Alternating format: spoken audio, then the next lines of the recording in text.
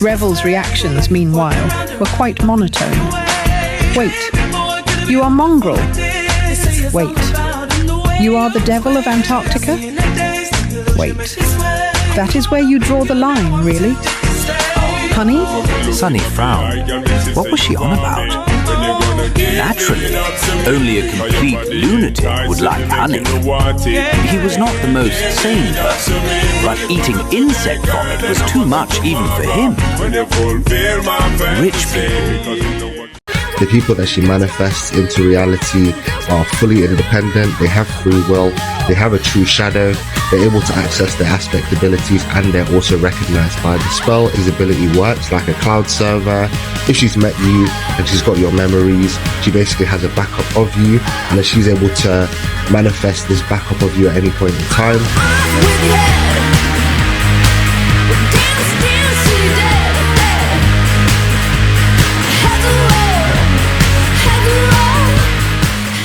So, where was I?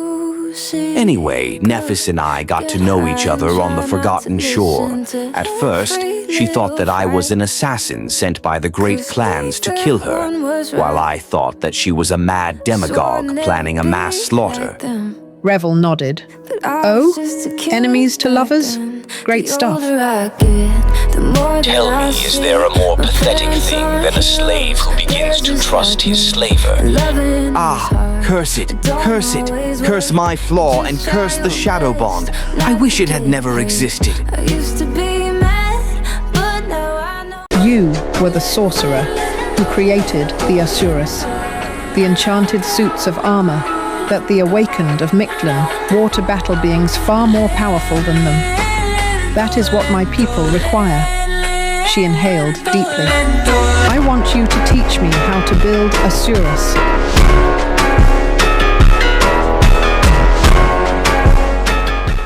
The fourth nightmare awaits, and nobody knows how long it will last, let alone if I will return from it. From the look of it, we only have a few years left before things really begin to go south. So, there's not much of a window for us to conquer the fourth nightmare. I'll prepare as best I can, and then, well, we'll see. You and Neph are going to challenge the fifth nightmare, and someone will have to hold down the fort while you are gone. Being a saint is not going to cut it. I wouldn't be able to live with myself knowing that I wasted my potential, despite how scarce potential is. His smile disappeared. Plus, I tasted enough powerlessness in my life, Sunny. I want to be powerful too. I want to reshape the world according to what I want it to be. I dare to try. Damn it. The apocalypse was not simply drawing close. It was already here. Bye-bye, love. Bye-bye, happiness. Hello, loneliness. I think I'm gonna cry. That was a historic moment. It was the first time in decades humanity lost a citadel to nightmare creatures. Things like that used to happen often before, in the early years of the nightmare spell. But for as long as Sunny could remember, human territories in the dream realm had only expanded, not shrunk. Now, the dream realm was starting to take pieces of itself back. And our strength is needed elsewhere. Everywhere. All the time. Losing a citadel is an undesirable result. But as long as we can save the people, it's a win. I'm not sure that we will be able to save the people every time, Sunny. If more powerful abominations come, we will destroy them. If perils more terrifying than anything we have experienced before reveal themselves, we will conquer them. If fallen gods of the ancient past rise from the darkness to consume us, then we will kill the gods. Remember, that is what I, Neph of Immortal Flame, promise you.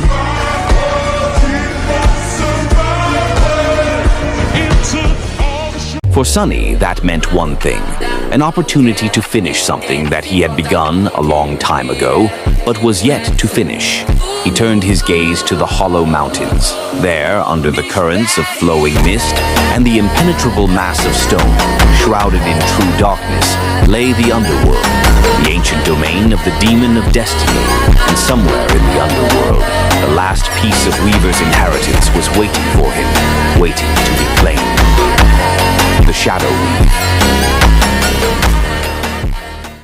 Supremes were not born often, though, and even those who emerged once, every few centuries, settled after, conquering a handful of realms. Things changed when the newest Supreme was born, though, because that Supreme, the core of the nightmare, Effie and Kai faced, was not satisfied with conquering only a few realms. He wanted to conquer all of them. His name was AZARAX, the Plague of Steel. And if Effie and Kai wanted to survive the nightmare, they had to defeat him.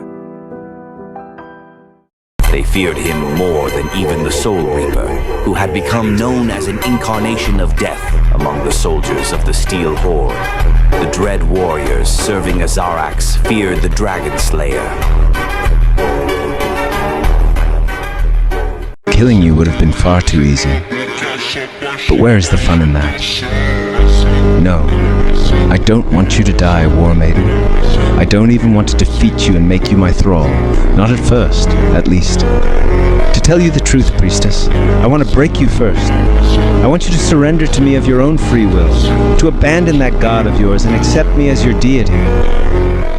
Sunny is observing the fight from both perspectives, and he has said, The first skirmish of their underworld expedition was already more ferocious and perilous than almost any clash he had experienced before. Ariel's game, the Eternal City, even the Nightmare Desert. Neither Nephis nor Saint was an easy opponent to deal with, and yet mere moments after the beginning of the battle, they both suffered. Saint, meanwhile, raised her shield. This time, too, she struck its rim twice, the solemn ringing echoing across the desolate square. A few moments later, for the first time, her challenge, or perhaps her call, was answered. The seven Great Ones remained motionless for a heartbeat, then moved their weapons in unison. Those who wielded shields struck their rims, while others struck their breastplates. Once, twice. The deep ringing sounded like thunder, banishing the silence that enveloped the room settled. I asked the darkness, "What is death?" The darkness answered, "Peace. Death swallows all, embraces all, brings peace to all. Death is bliss." Lies, for that was not the case. Death swallows all, brings peace to all, but I'm refused its grace. Even gods know sin. All things have flaws, and so does death. Forgive me, child. The darkness pitied me, it seemed. I looked at death then, in its dismal land. I pitied it as well. Death swallowed all, brought peace to all. But who could swallow death? Are we the same then, God of peace? If no one pities death, I will. If death refuses me, it won't. I shall grow strong and vast, far greater than your lightless realm. And then, one day, I'll come to swallow you, O death. That is my choice. Sunny felt a cold, bitter chill running down his spine. Because he sensed, he knew, there was something very wrong about that great titan. Something about it felt eerily sinister and utterly wrong. He was not looking at a terrifying nightmare creature. No, he was looking at something else. Something else controlling the Jade Titan like a puppet.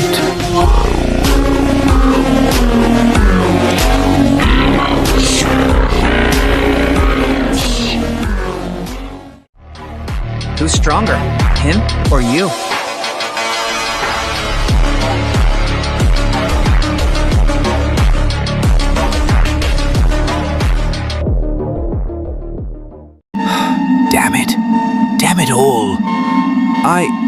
don't want to be fated anymore.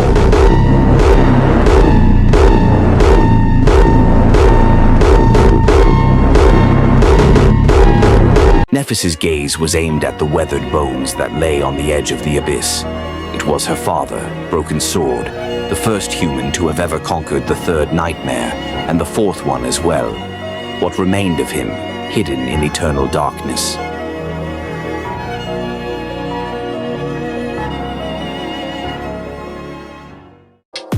You have lost an attribute. You have lost an attribute. You have lost an attribute. You have received an attribute. You are complete.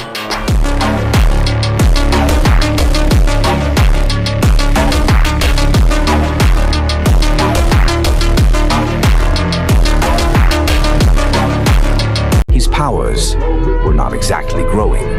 However, they were changing. A whole new facet of the Shadow Slave aspect was being revealed. Shadow Essence. In fact, it could assume the form of any energy.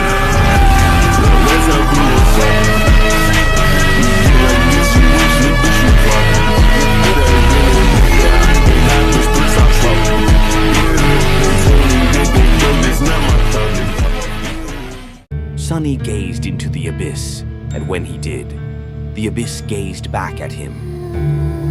Almost at the same time, something pierced Sunny's back. A moment later, one of his shadow cores exploded. A wave of blinding pain washed over his consciousness, and somewhere far away, his avatars fell to their knees. The 6 of them did, because the 7th was no more. Princess of the underworld. This shadow has inherited the crown of the underworld, and with it, the legacy of endless war.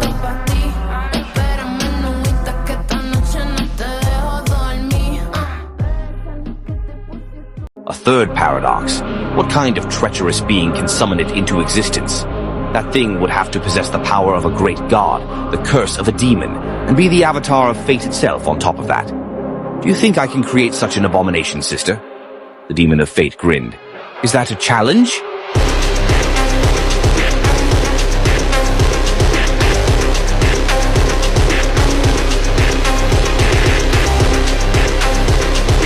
After that, Effie and her companions had been patiently waiting for Seishan to nurture the superior strain of the mystical plague within herself. The daughter of Kai Song had almost perished while attempting it, but in the end, she succeeded. What she created was a profane masterpiece of curses that even a supreme would not be able to escape its jaws. AZARAX the Mighty, the Plague of Steel, the King of Kings, had been weakened by the plague of his own making and slain by his own generals, becoming the greatest and final victim of the Steel Horde. You called yourself the King of Kings, but you died like a dog. A fate most fitting. While Mordred abstained from voicing an opinion, someone else surprised them, though. It was Cassie, expressing her intent to challenge the 5th nightmare with them. She spoke the words in a steadfast tone, as if having made the decision a long time ago. So, on that day, it was decided that the 3 of them, Changing Star, Lost from Light, and Song of the Fallen, would enter the seed of a 5th nightmare and attempt to become the new deities of humanity. As Eurus had said once, they were not yet complete. Sunny had not known how to make them complete before, but after venturing into the underworld and recovering Shadow Weave, he had come up with a theory. The theory had been developed further and tested in the month following that dreadful expedition, and now, finally, Sunny was ready to put it into practice on the eve of departing for a dreadful nightmare. He was preparing to grant his shadows freedom. You have lost a shadow. As Sunny watched, his shadow core entered Saint's shadowy soul like a wandering comet. The moment it did, the depths of the vast shadow seemed to respond, and a dark whirlwind surrounded the nebulous sphere. Within the darkness, the edges of the shadow core seemed to blur, and then a conflagration of black flame ignited in the shadow, blooming at the very heart of Saint's being like a tenebrous flower. The flower had 5 petals, and those petals were drawn to each of the dark embers, nourishing and reforging them, making them complete. And there, finally, he saw the seed. It was vast and appalling, hanging in the darkness like a pulsating tumor, infecting the world with an endless stream of corruption. The grotesque sight made Sonny's heart skip a beat. The call washed over him like a tide, throwing his mind into disarray. He was so close. Witnessing the great seed, Sonny threw himself at it, and without ever slowing down, plunged into its vile depths. There, he heard a vaguely familiar voice whispering into his ear. Welcome, lost from light. Prepare for your 5th nightmare. He smiled faintly. Every time I entered a nightmare before, I was wary of what awaited me in the seed. But now, strangely enough, I am not that worried about the nightmare itself. I am only worried about its aftermath.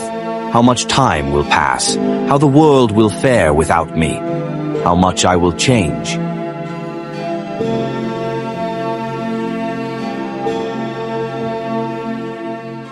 Revel would be able to command members of the Shadow Clan more effectively. She would be able to initiate new members into the Shadow Clan, expanding it as needed. Congratulations! I will leave these lands in your care, Lady of Shadows.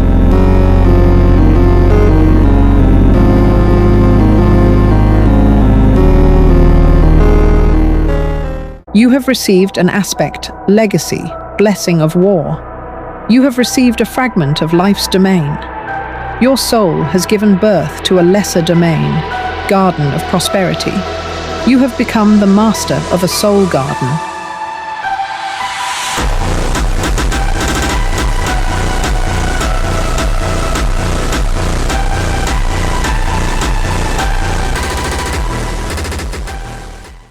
In this life, we were meant to spend it together, but instead we spent most of it apart, and now we are parting again.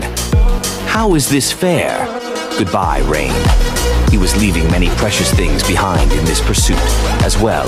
Things he was not willing to part with, but he knew that he had to let them go if he wanted to protect them.